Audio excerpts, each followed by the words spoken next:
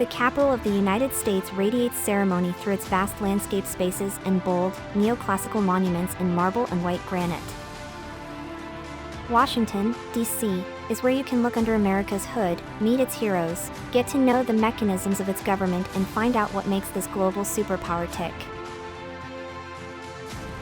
For people with a curious mind, Washington is nothing less than a feast, as the headquarters of the Smithsonian Institute for first-class museums in multiple fields from art to science, history, air and space, and natural history.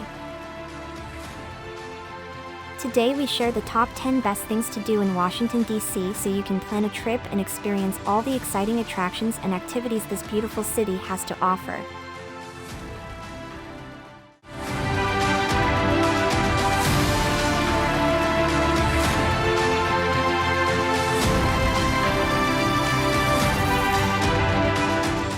Starting with number 10, National Mall.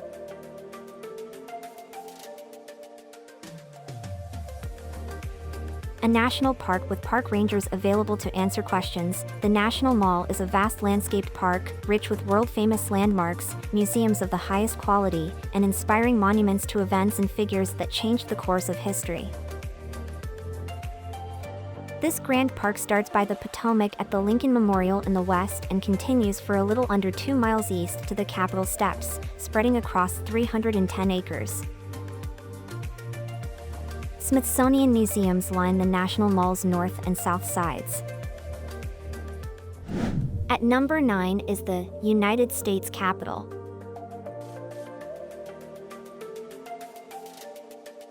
Crowning Capitol Hill and on a perfect axis with dozens of monuments on the National Mall is a worldwide symbol of democracy visible across Washington.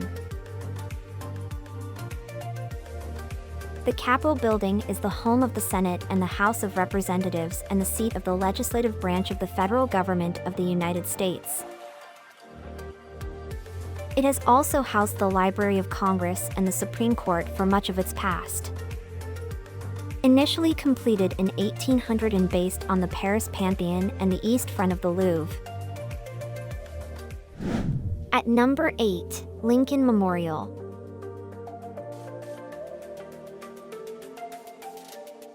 The western bookend of the National Mall is the monument to the 16th President of the United States, the savior of the Union. Raised between 1914 and 1922, the Lincoln Memorial is in the style of a Doric temple and fronted by a reflecting pool, over a third of a mile long and one of Washington's most famous images. Approach the ensemble from the east to appreciate the full grandeur of the reflecting pool and memorial building. There were 36 Doric columns, one for each state when Abraham Lincoln was president, and their names are inscribed on the frieze above. At number 7, Washington Monument. The soaring marble obelisk roughly halfway along the National Mall commemorates the first U.S. President and Commander-in-Chief of the Continental Army. At shy of 170 meters, this is the tallest predominantly stone structure and was briefly the tallest in the world until the Eiffel Tower was completed. The Washington Monument was started in 1848, but work was halted for a few reasons. The Civil War and the finishing touches weren't made until 1888. You'll see that a change in the shade of the stone for the upper two-thirds marks this interruption. At number 6 in our list, Smithsonian National Air and Space Museum. The museum will remain open throughout and is a sparkling celebration of humanity's, especially America's, aviation achievements. 2 massive main hangars are bursting with world-changing aircraft and spacecraft. Some blockbuster exhibits are the Apollo 11 Command Capsule, Charles Lindbergh's Spirit of St. Louis, and John Glenn's Friendship 7 capsule.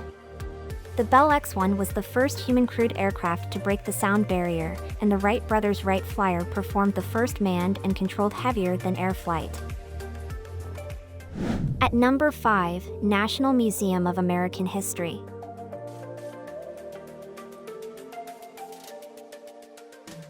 The building for this museum, inaugurated in 1964, was one of the last McKim, Mead and White firms, which made a lasting impression on the cityscape of New York and Washington, D.C.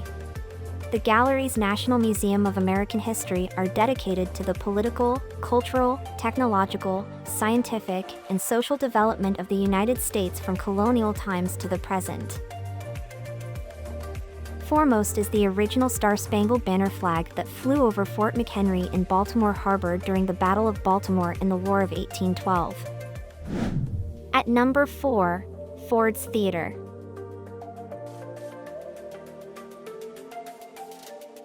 This venue at 551 10th Street had been open for less than 2 years when it was the scene of Abraham Lincoln's assassination by actor John Wilkes Booth on April 14, 1865.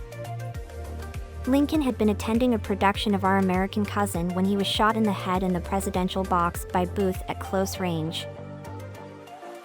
He was then lifted across the street to the Peterson House, also now part of the Ford's Theater National Historic Site, where he died the following morning. At number 3 in our list, National Museum of Natural History. Among the 10 most visited museums in the world, the National Museum of Natural History, under a magnificent green dome, is the size of almost 20 football fields, boasting 22 galleries and maintaining a collection of around 130 million specimens. If that sounds overwhelming, there are a few must-sees to tick off. Near the top has to be the Hope Diamond in the Janet Annenberg Hooker Hall of Geology, Gems, and Minerals. This 45.552-carat jewel, insured for $250 million, has ownership records going back more than 400 years and was previously owned by Louis XIV. At number 2, Martin Luther King, Jr. Memorial. The first monument on the National Mall to pay tribute to a man of color is the Martin Luther King, Jr. Memorial on the northwest shore of the Tidal Basin. The centerpiece is a 9.1-meter statue of Martin Luther King, Jr., one of the leaders of the civil rights movement that led to separate but equal laws being overturned and unconstitutional. The inspiration for the memorial, comprising a giant granite rock divided by a ravine, and Dr. King's likeness emerging from a wall of granite, was a line from his historic I Have a Dream speech.